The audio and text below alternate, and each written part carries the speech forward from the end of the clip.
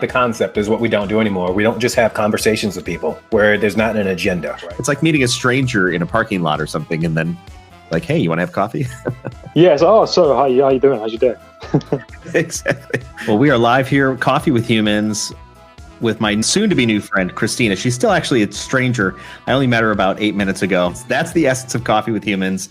Two people just bumping into each other randomly and then saying, hey, let's grab coffee. Before we got on the broadcast, I was thinking if we could have this discussion anywhere, where would that be? And I came up with we could be sitting in Iceland in a hot spring. Lovely. If you could have this discussion anywhere, where would it be for you? Love this question. I'm stumped right now. I'm not really a beach person in terms of getting in with the aquatic life, but I do like to be near it and feel the breeze from it. Okay. And so anywhere by a beach. What drew you to clicking the button to have coffee with me? Was searching and I found this one and it grabbed me, it pulled me in, and it just seemed, your podcast and Coffee with Humans seemed very welcoming, that you were really eager and enjoyed just making meaningful connections. Coffee with Humans is like Sunday brunch. I love Sunday brunch. Okay, good. Because, well, you're in the right place. Only There's no food.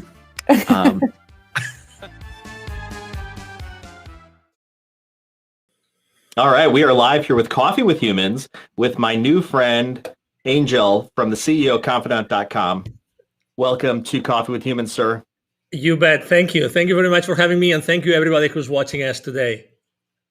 So we were talking a little bit before the broadcast that you are in Texas, and I'm in Northern Illinois.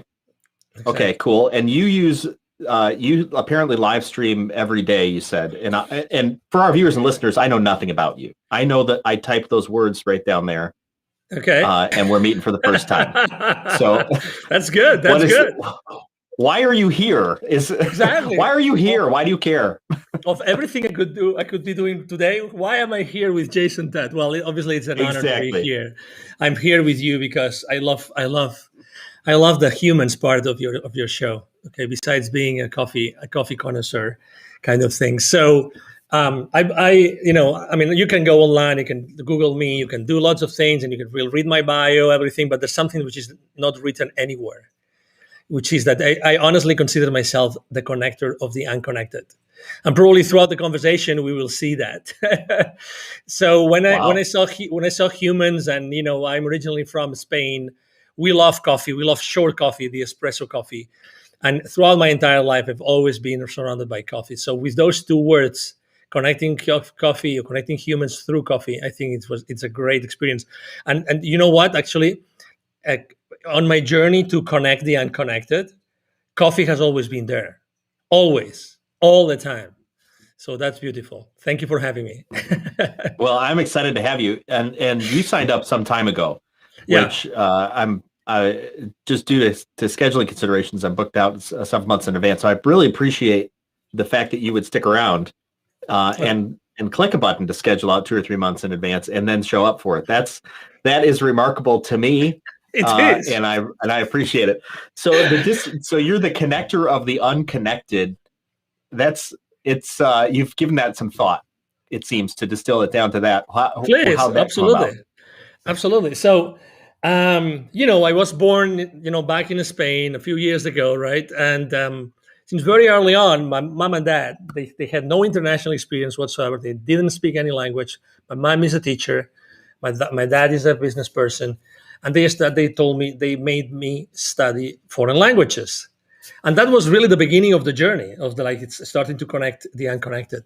Fast forward, I worked in, conducting business and developing business in so many different countries, blah, blah, blah. Right. I left corporate America 5 years ago. And I started reflecting about what I had done with my life, literally.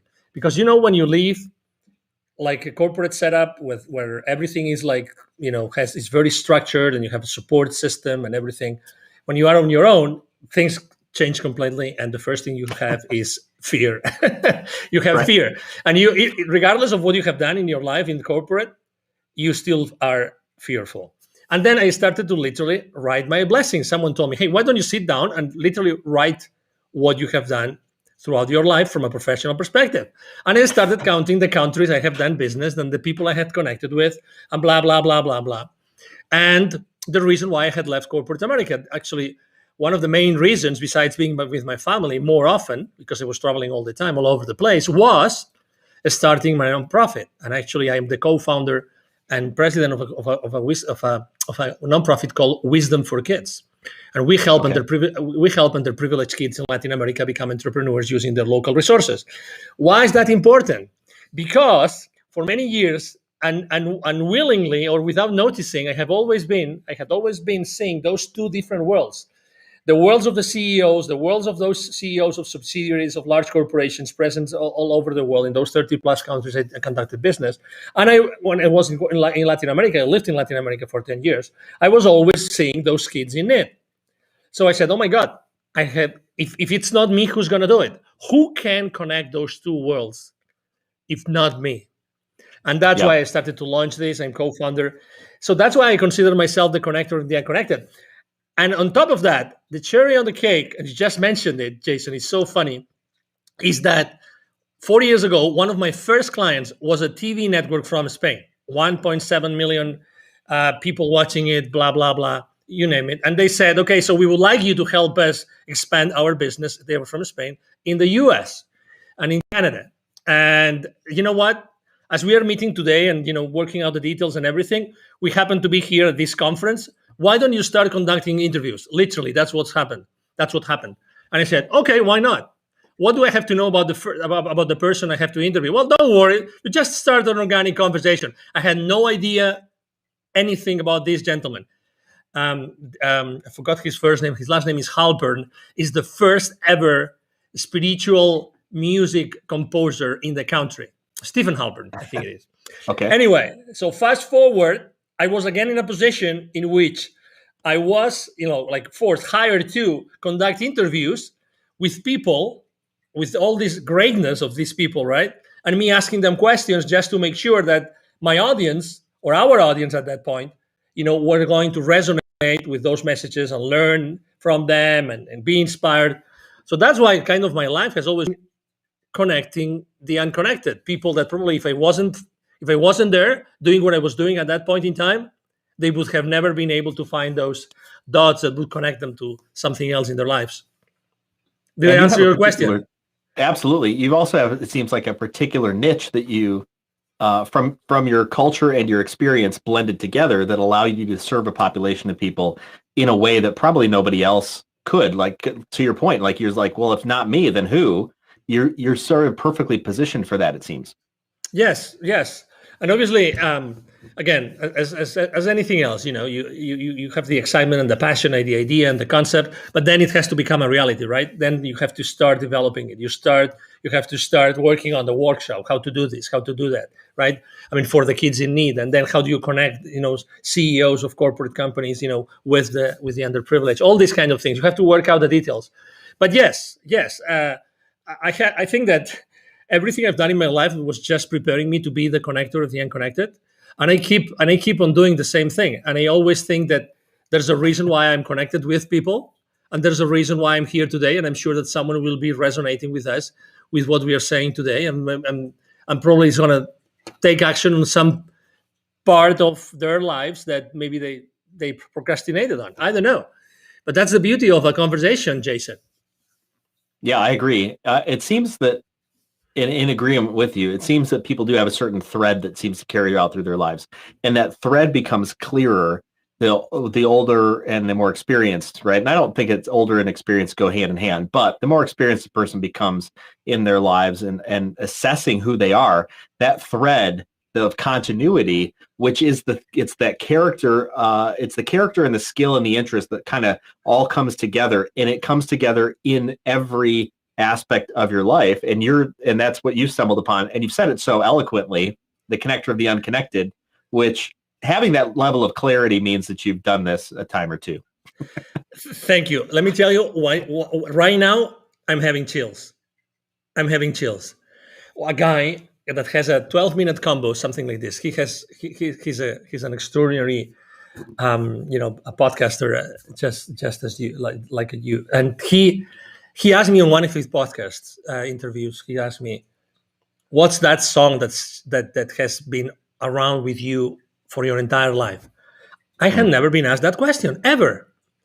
And suddenly I realized, and listen, you will not believe this, Jason.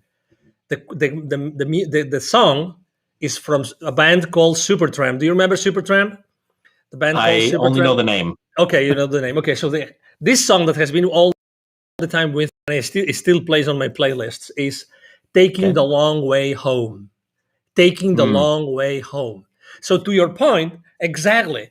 It's as if I had all my life going to those places, doing those things, meeting all these people as a long way to go back home, to go back inside myself to find exactly what I was supposed to be doing.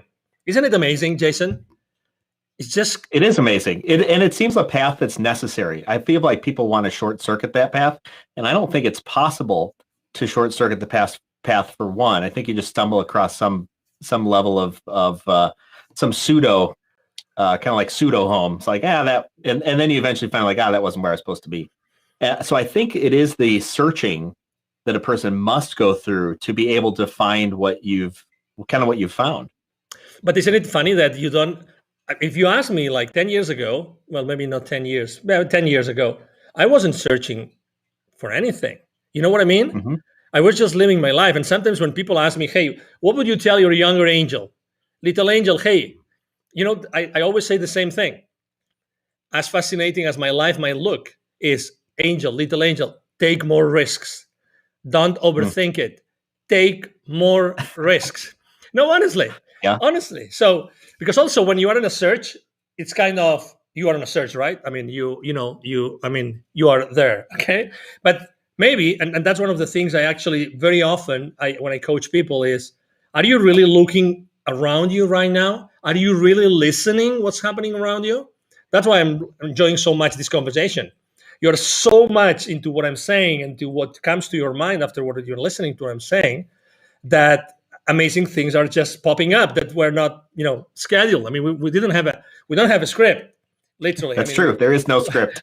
There's no script, right? I see this beautiful, tree behind us, right? This extraordinary, overlay that I really love because there's coffee and there's a heart and it's orange, which is part of my corporate color as well. So branding, so wonderful. Well, I appreciate that you see that, and that does tell me a bit. You've kind of been here, done that. You are experienced in a lot of different areas to be able to have that clarity, because not everybody sees that type of depth, I think, to these types of conversations. And to your point, Coffee with Humans really is about connecting people together in a very intentional way, because I believe that as people, we should be about creating great things. And when we can come together intentionally to create something good things happen. Just the fact that we ended up in the same place and then set a similar direction, and it's random. I mean, you could call it random, right? I mean, I'll have coffee with anybody, but every time I have coffee, I literally I go, okay, like I want to see something good come out of this, and it's never failed.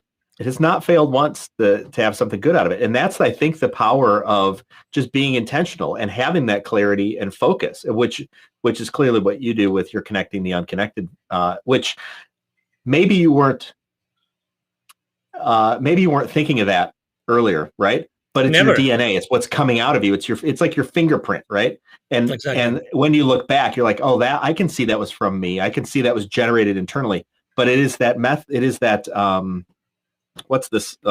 It's that assessment, or like assessing our lives or assessing our experiences, which then we draw out the lessons and we draw out the clarity, which then allows us to be intentional, I think, about our next, kind of like what's next. We have to be intentional, or have the opportunity to be intentional about that. And so, I mean, I started my own company 5 and something years ago. Before that, I was working for many corporations, mostly American, although I'm European. But guess what? Connecting the unconnected came up to my mind only 2 years ago. So the north of the country a little bit, so that's going to resonate with you, the Adirondacks.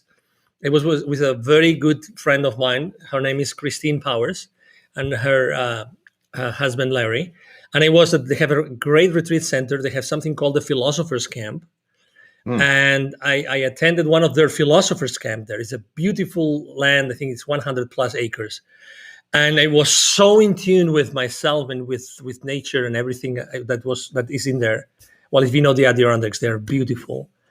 And I just, all these amazing things started to come to my mind, and I realized that I had been working for that, and I had been doing that consistently, always, and being open to listen. I think that's very important, and we have to find a balance between having our goals and our plans to achieve those goals, and also to be open enough to course correct. Sometimes life, I like to.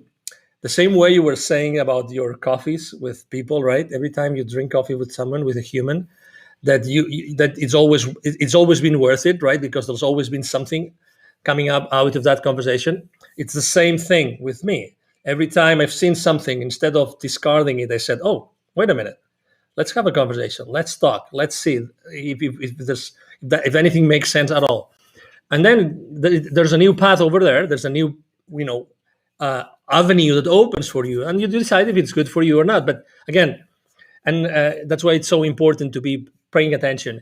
And also, I would like to say that we are very distracted. Okay, and that's why it's very important in life to differentiate between judgment and discernment. Very important. Okay, judgment and discernment. I think that we all have to really sharpen our knife with discernment, very much so. But it doesn't mean that we have to put all our emotions, our feelings, and take advantage and blah blah blah, going down the path of being judgmental or judgmentalism. And I think that those two words are so mixed that people tend to take everything personal and not leave anything for discernment. And that's why I think that it's extremely important to have those coffees with humans. To walk that path. It's an experiment. You actually conduct an experiment every single time you open your streaming platform and your outlets, your social media outlets. You open them for someone that you barely know. That you read something about that person. Your guests might have read something about you, or might have Googled you. Maybe exactly, or maybe not. Right? But again, the presence. The importance is the presence. Is how present you are. How present I am here. And where the conversation is taking us, and how can we inspire our audience at the end of the day? How can we inspire our audience with our conversation? Yeah, you used a very interesting and intellectual word that is not used very often, is in my estimation, the word discernment. And I love how you bring a distinction between judgment and discernment. And I think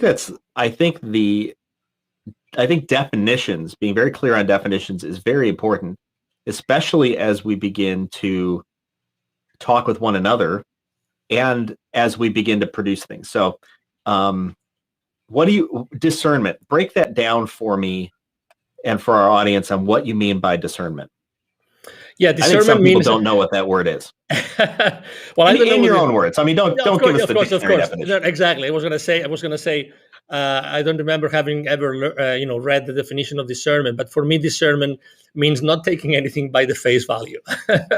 That's what discernment is. Discernment means that according to your experience, according to your heart, your soul, when you are confronted with a situation, you are able to differentiate. You are able to take what is important from what is not, without having to actually put your, let's say, to compromise your emotions and on that process. Okay, so that it's not the ego that kicks in and immediately you are in a position. Okay, so we can continuously be in a discernment position and decide, okay, so what I'm listening is this and that. I'm not necessarily in agreement with this or that, but I understand both positions. This means being in a position of discernment without taking. You can be more in agreement with one side or the other, but you don't take at that point. You don't take a specific position, or you don't compromise. I like to use compromising the emotions, because when you compromise your emotions, actually, I think that you're taking this to a completely different level, and then you lose part of your rationality. And I think it's extremely important to keep that rationality going, because otherwise, I think that you see what has happened in the world for the last 12 to 14 months, 16 months already, which is everybody's taking sides, right? So you're either inside A or inside B, okay? And if not, you're nowhere, right? And then there's going to be another reason to be in another side A and another side B. I'm so against this. That's why, again, adding or having the title, having the word humans as title brings all of us to the same place. We're all humans, okay? We are all humans. All humans. We have had different lives, different experiences, but at the end of the day, we are the same thing. You see this plant here? So it's probably made of the same things that we have been made. The funny thing is that, I talk to my plant in the morning, in the evening. Sometimes I talk intentionally to the plant, and sometimes the plant responds to me. Why not, right?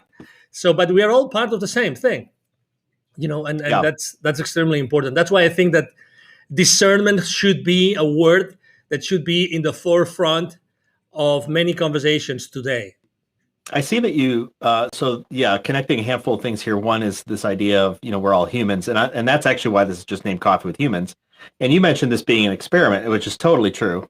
Last April, I felt just sort of in my soul, and part of it was for me and part of it was what I was sensing out in the world, that people were feeling disconnected and not only disconnected, but that was leading to just bad mental health. And I said, if you want to have coffee with me, I'll have coffee with you. The only rule is no sales calls. And I just threw out a LinkedIn post. And from that post came all of this. And I purposefully did it just down and dirty. There was like a black background. There was no header. There was a logo in the corner. It was bare bones on purpose because I was testing what is the value of this? Because if the value is the fact that this has, a cute background and a picture that I took, it's pretty shallow.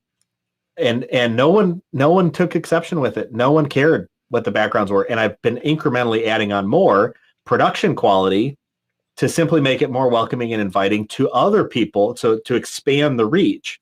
But the core value is this idea of connection to other folks, because if you scratch off all the masks that we wear of the jobs that we have and the people that we know and all this other stuff, the things that we've amassed, we're just people. We are just people trying to make it through the day, and I wanted to make a place to connect just people together. It's just humans, and even the word coffee. It's like, I happen to like coffee, but if I had one guy contact me once. He's like, "Can I be on? I don't like coffee." I was like, "Of course you can be on." It's coffee is not specifically coffee is not the issue. It's this idea of sitting down with another person and enjoying being present in that moment, to then connect with another human being, out of which great things can happen. You also, this idea of discernment and judgment. I wonder, and I don't know if I haven't given this any thought, actually. It's just off the cuff. Please. Which is, discernment seems to be a pre-analysis, whereas judgment seems to be a post-analysis, right? So something comes at us. Discernment allows us to decide what judgment to then take on it, right? And back to, I think you said it's like, it's the collection of all these things. It's your skills, your experience, it's your paradigm that allows you to discern something about an issue, right? After which we need to do something with it. And the doing something is we're acting out of judgment. We analyze out of discernment, we act out of judgment. And what if, and that's the big question, if I may, disrupt you a little bit. So on what if we don't want to do it? You know what I mean? What if we don't want to take the second step? If we just want to let it go? And I would like to actually suggest, if I may, a book. It's obviously it's not my book, but it's a book. I went to a spiritual in Venice Beach in Los Angeles a few years ago, and I asked the owner of the store, spiritual bookstore, and I asked what's the most popular book was at that time The Untethered Soul by Michael A. Singer. Okay, so I recommend this book because it talks exactly about this. It's an amazing story. This guy has an amazing story. Unfortunately, he doesn't give interviews. Otherwise, I would exactly. Thank you. Otherwise, I would recommend you. I wish I could interview this guy, because this guy is brilliant and his story is brilliant, and he has many different books besides this one. So the Undeath Soul speaks about this, about why do we have to always leave inside of us some sort of footprint of everything that happens around. So this discernment, actually, I consider discernment to be a tool that helps us actually protect ourselves.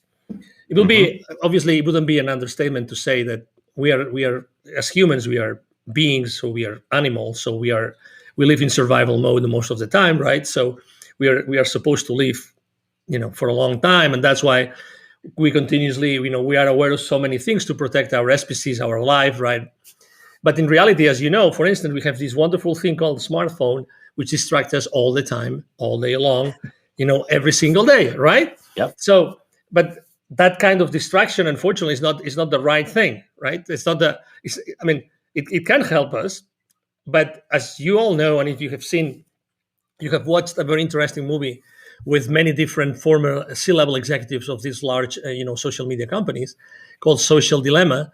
They speak how they don't allow their kids to have cell phones or smartphones, and they even put duct tape to their cameras in their phones and in their computers, right? I wonder why. But anyway, what I'm trying to say is, why don't we?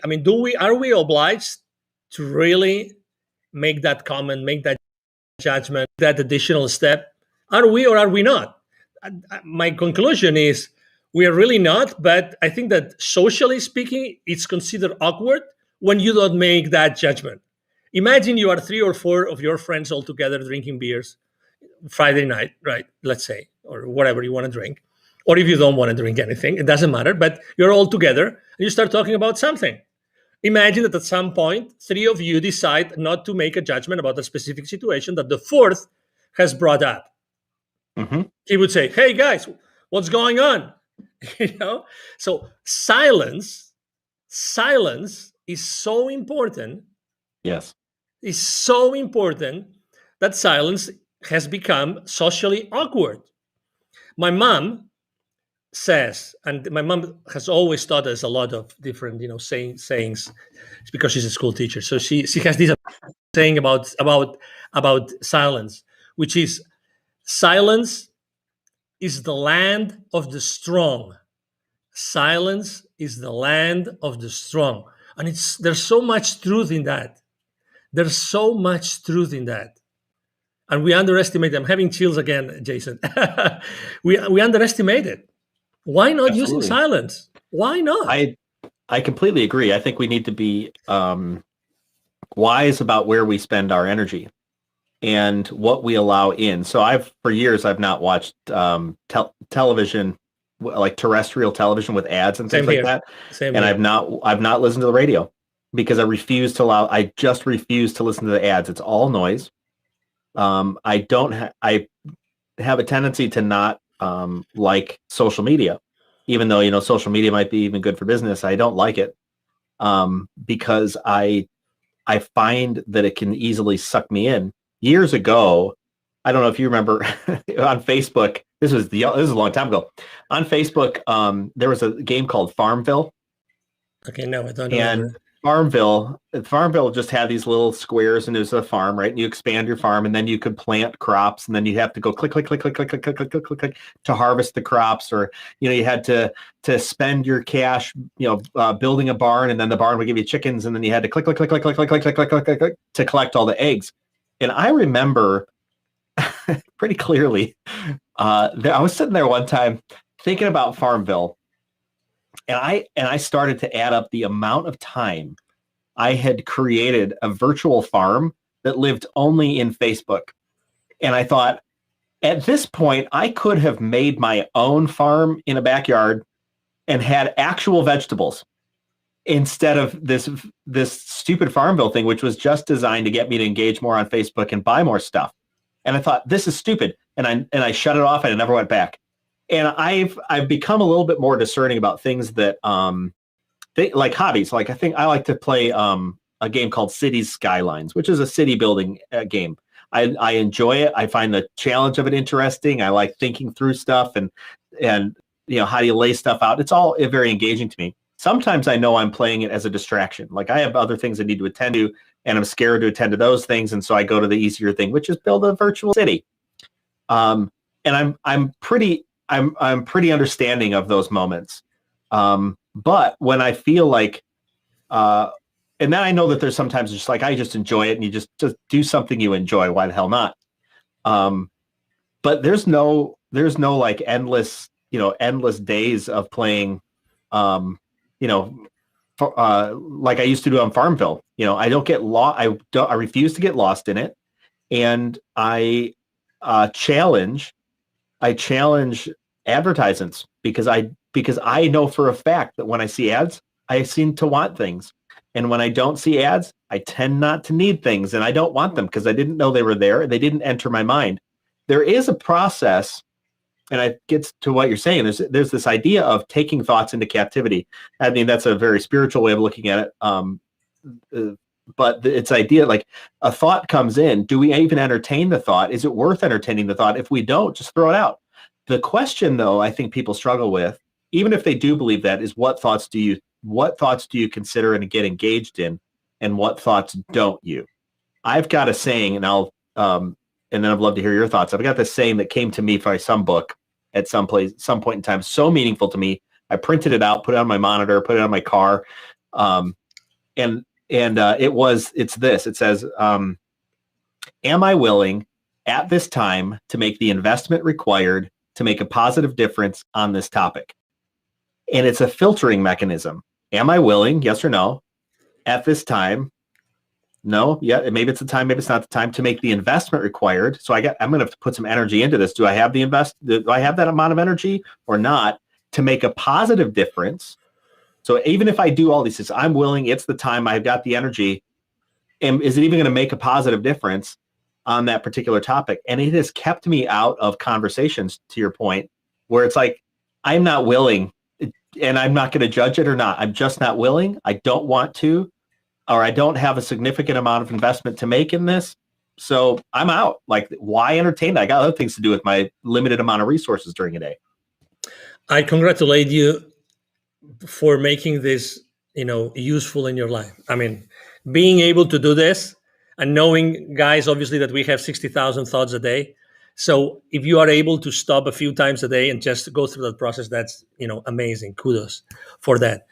A few years ago, someone that I have been following, his name is Frederick Dodson, and his title is the Reality Creation Coach. He launched an app in the App Store. Unfortunately, he didn't update it. So with the following updates of the App Store, it disappeared. That's what the app did. The only thing that the app did is you could program how many minutes in between the app would talk to you from the phone, and the app would ask you, where would you like your attention to be right now? Where would you like your attention to be right now? He spent months of his time convincing the App Store that was an app worth having in the App Store, because they would say, that's so stupid. That's so stupid you have. Why do you want us to hold space for you here in the app, even if they charge you for that? For saying that the only thing that does is this. He said, because people really need this. Eventually, he convinced them, oh my God, the reason why I like so much, like every 10 minutes, 15 minutes, or 30 minutes to have this question asked from my cell phone is because immediately, you see, I'm able to restart the creation process of something, right? So in the beginning, in the day, every single day, I have my 5-minute journal and I write what I would like to do that day. So those questions, where would you like your attention to be right now, is so powerful because it puts me in creation mode again. We're not talking Minecraft, okay? We're talking about city building games, but we're not talking survival and creative, okay? But it's true. It's true. What would you like your attention to be right now? What would you like to be creating right now, as opposed to what you are entertaining? And I think that is brilliant. It's brilliant. Right now, that's not available any longer. But I found another app. The only thing that this other app does is rings a bell. So right now, now I have it. I have the sound off from my cell phone, but you would have already, heard like 3 or 4, bells. So what I do is, when I hear that bell, I know already, because I have had it installed for almost a month now. I know that I have to take my attention to a specific place. So absolutely, to your point, I think that we all should be asking ourselves and developing a series of strategies or habits of what we really want to spend our, mental time.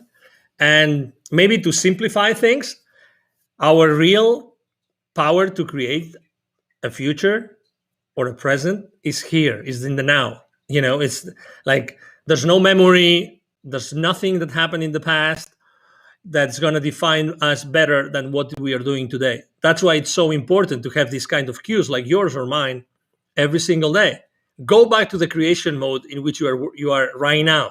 That's the only place where you can create something.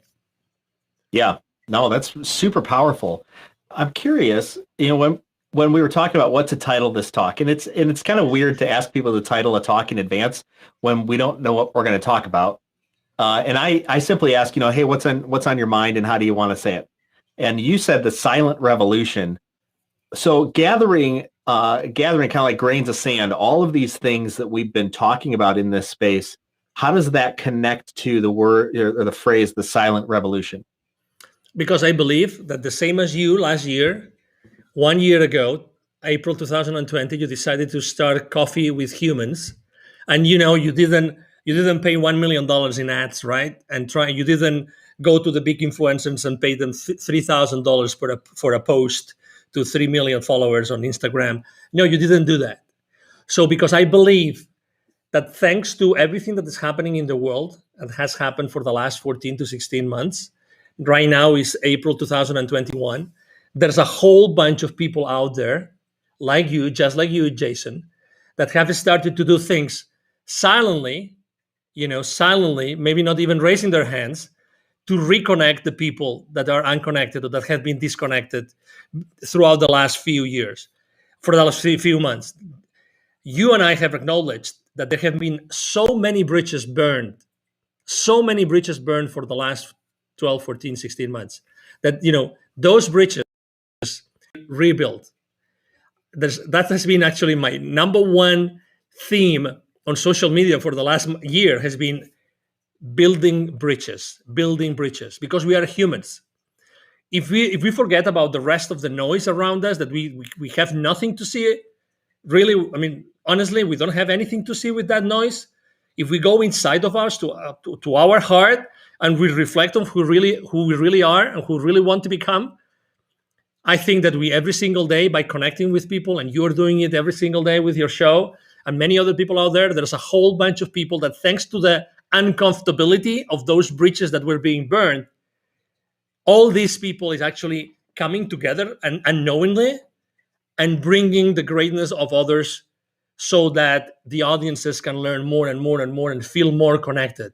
We desperately need to help the people that unfortunately have been disconnected or feel totally disconnected or even unconnected from the world and from the rest of us. It seems to me also that there are people who don't know that they are unconnected or disconnected. I agree. How do you see that? Yeah, it's true. But it's like, it's like having one of those controversial conversations, right, on social media, in which, I don't know about you, but for instance, I have 5,000 followers on Facebook. Every time I need to put additional people, I just share something which is politically incorrect with some of my audience. I know I'm going to get between 20 and 40 spots in the next 24 hours. And I don't care about the side, I don't care about the side of the people or of the post I'm going to repost, and I don't even say anything. I just put the face, this emoji, this amazing emoji that someone like this, like thinking. So if I just repost a politically incorrect post on my feed with this face, without even saying if I am in favor or against, 20 to 40 people in 24 hours are going to unfriend me on Facebook. Guaranteed. I love it. Guaranteed. I love it. The thing I love about that, And what sticks out to me is that all of our responses, the way we interpret things, are all happening here. Totally. And it's, to your point, it's totally true. All you have to do is go, right? And you said nothing. What was said will all happen inside each individual. And we as humans, and I me too, right? I'm a person, right? I see something happening, or I hear something, or I read something, or somebody sends me a message. I read into that what I want, what I'm bringing, and it's so I think interesting to recognize that. But then it's more important that we apply it to ourselves. Like for me, how did I read that? I read something the other day and I was a little pissed off. And I was hurt, and I was like, and all of a sudden I was getting in my head, and I took the opportunity to walk outside myself for just a moment and observe and go, oh, Jason, there's that feeling again. Huh. That's the feeling you get. You're kind of a silly guy. You keep going to that one feeling. Why do you think that is? And then I counseled myself in that moment and walked myself out or through that time. And I was like, okay, great. Now I can set myself back in. I'll be back present in the moment. And I just responded, set it down, and walked away. And I find myself that I have too, like you're saying, have been caught in these times when I just look at something and I go, oh, what the heck why'd they mean that? It's like, you have no idea what they meant. It was just words, or it was just an emoji. Like, you don't actually know what they meant because you missed the conversation. You actually didn't want to have a conversation with them. Exactly. You just wanted to take action. You're really like primed. The pump is primed so often in ourselves to just take action. And like you talked about, judge instead of discern. Mm-hmm. Exactly. And as you know, the funny thing is that happens in the unconscious. I mean, this is like, boom, triggered. And immediately what you feel, which is, I mean, I'm not a scientist, but I love to read. I'm an avid reader.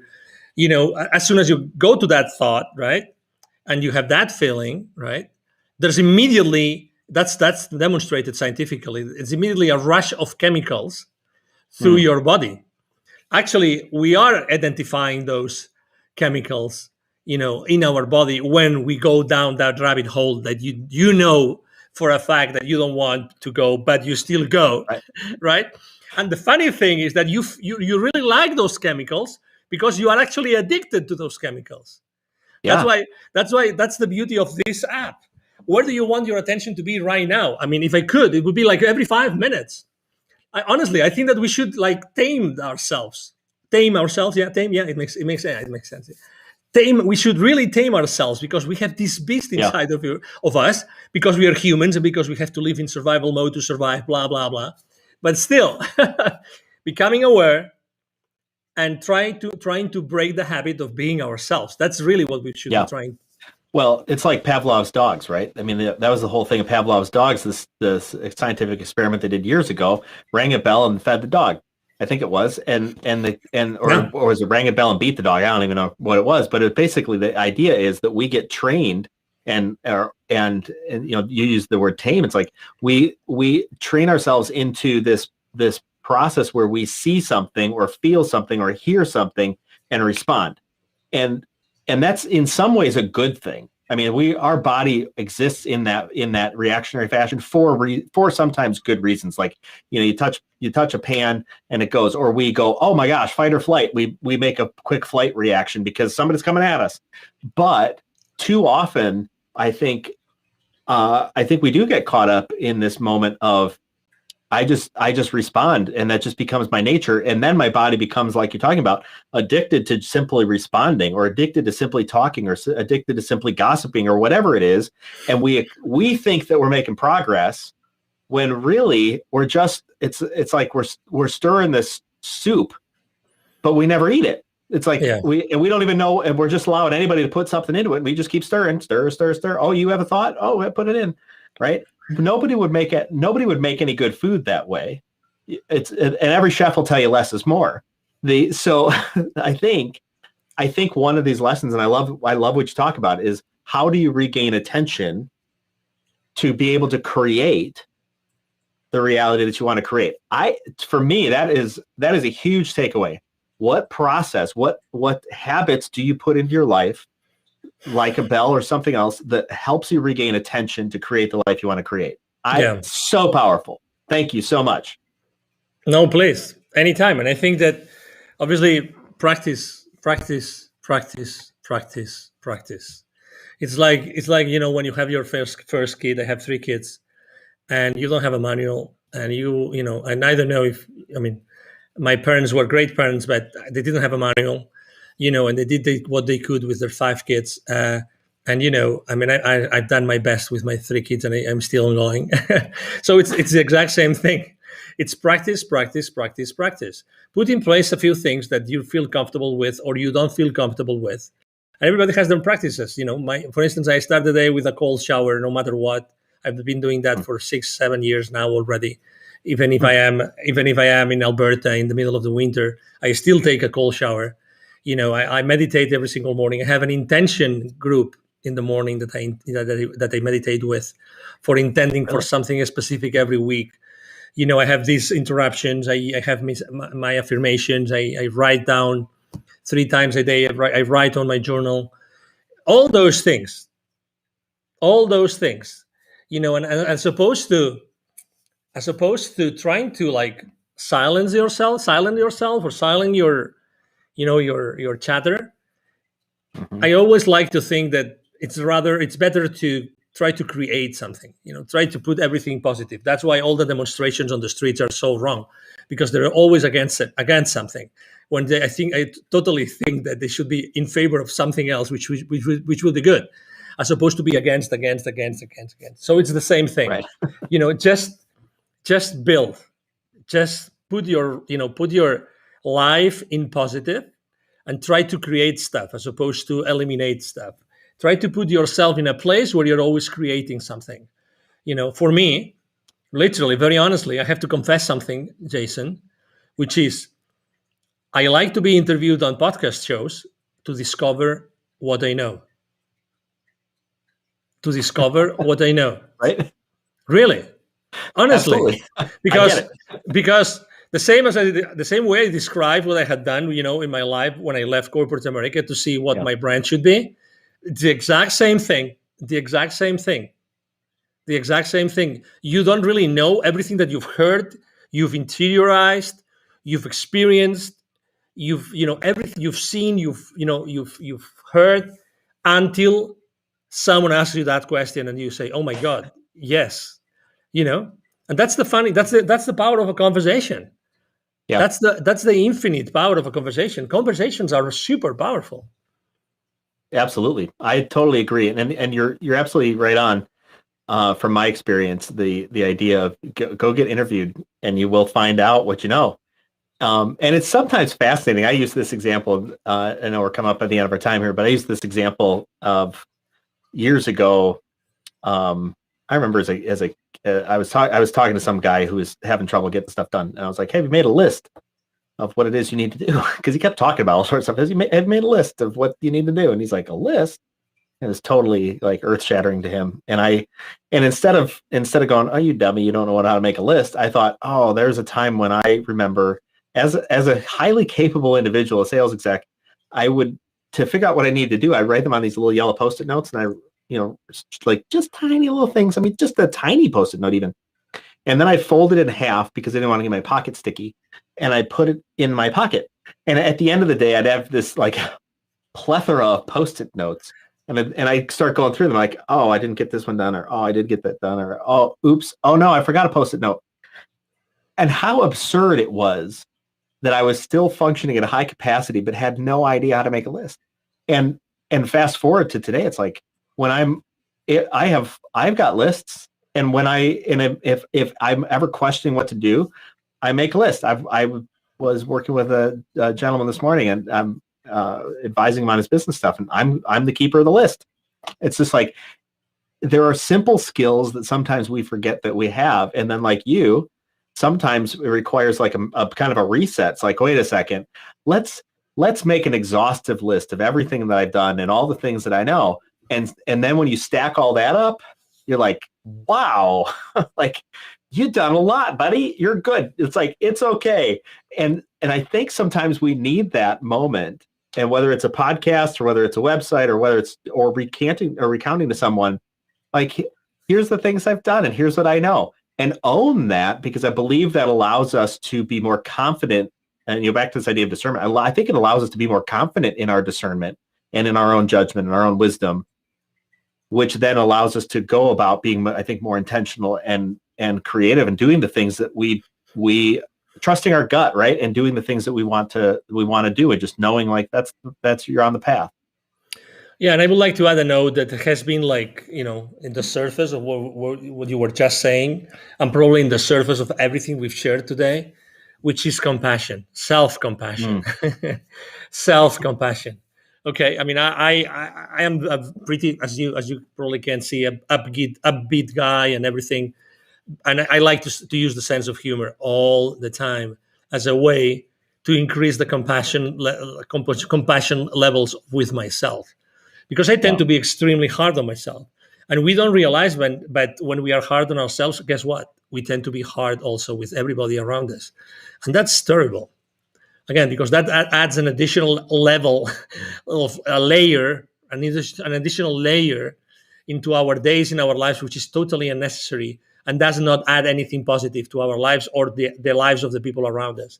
And I think that we really need to feel like, we have to consistently throughout the day, we have to feel like, okay, I just let loose, I'm just with myself here, breathing, just listening to my heart, listening to my breath, and continuing with the day. But hey, guys, life's too short to be, or for being so hard with ourselves. We've done and accomplished so much. Totally. Just acknowledge that. Totally, and that's where I think sometimes some people might hear this conversation from two guys who seem to know what they're talking about and think, boy, I got to kick it into gear, and turn life into productivity training, which it's not. and sometimes, and I know this to be very true myself, sometimes the emotional exhaustion is so high that it's like, I have enough emotional capacity for myself and nothing for you. And so, I'm not going to accomplish the things that I intended to accomplish because I do not have the capacity for it. And that's okay. I'm going to leave grace for myself. I'm going to leave compassion for myself. And I'm going to sit there with the little boy sometimes and go, it's okay, buddy. You'll get in the game. Like you'll get in there. You play a little bit harder. It's fine. Right. I think I know for myself, for sure, I have lost sight of that in times. And like you say, my level of criticism for myself is pretty high. And it can get high for other people too. And that's just, it is a shame, I think, sometimes, a detriment really. And totally. Actually, I think prevents us from taking the time to really dig into some deep work that happens inside our hearts and inside our minds, inside our souls, because we twist it around and turn it back into, well, just go be productive. And that doesn't work, because productivity eventually runs out, like we saw in COVID. It's like, be productive doing what exactly? The place is shut down. Like, what do I do now? Exactly. And a lot of people ask that question because they had such an eye on achievement rather than, I think, just how can I be a person in this moment? If I didn't have to achieve, what then? I could just go talk with people and meet with people and make the world a better place, which I think we all intuitively know, just like you found out. We all intuitively know what that might be for us. We do. We just aren't quiet enough to listen to it, and then I think we don't trust it. And I think also, and this is what I love about Coffee with Humans, what I love about talking with you. Sometimes when we find ourselves in that moment, the answer really is, hey, go find somebody else, because you need somebody else's input, you need somebody else's wisdom, you need somebody else's processes, and to be able to come up with a different outcome. So I think when people spin and spin and spin and spin too long, they need somebody else to come in and say, hey, here's, hey buddy, have you thought about keeping a list? And like, oh my God, a list. Hey, have you thought about just not responding to that stuff because it's not important? Have you thought about what you want to create because that's what you want to do? I think, and I think this is probably what you do as a job in part, is how do you influence other people? And there's a learning process, obviously, for yourself in that too, it seems. Oh, absolutely. Yeah, everything starts from ourselves, from myself, from inside of me, getting to know myself, and again, being compassionate. I mean, everybody. I mean, again, you cannot blame the world for being how it is. The only thing that we can control is ourselves and the way we look at the world and what we can do to change it. That's it. If we want to change it, if we want to change it, and innately, I knew I wanted to, and that's what I have done. What I have done in my life, and I keep on doing it, and I keep on, helping people to do that, and connecting the unconnected. At the end of the day, you see, you do the same thing, the exact same thing, Jason. Yeah. Well, Angel, this is fantastic. I really so much appreciate you being here on Coffee with Humans, and likewise, I honor you in this space. Thank for you. our viewers and listeners. Angel and I met just a little over an hour ago, and we knew nothing about each other prior to then. And we've I think talked about some really great life-changing subjects. I know I've taken something from this, and I trust that you have too. So me too. Absolutely. Thanks for joining us. Totally. All right. Thank you very much, Jason, for having me. Absolutely. Catch us next time. Bye. Thank you. Bye-bye. One of the things I love about Coffee with Humans are the raw conversations I get to have, meeting new people just like you. If you or someone you know should be on Coffee with Humans, go to coffeewithhumans.com. Remember, the only rule is no sales calls.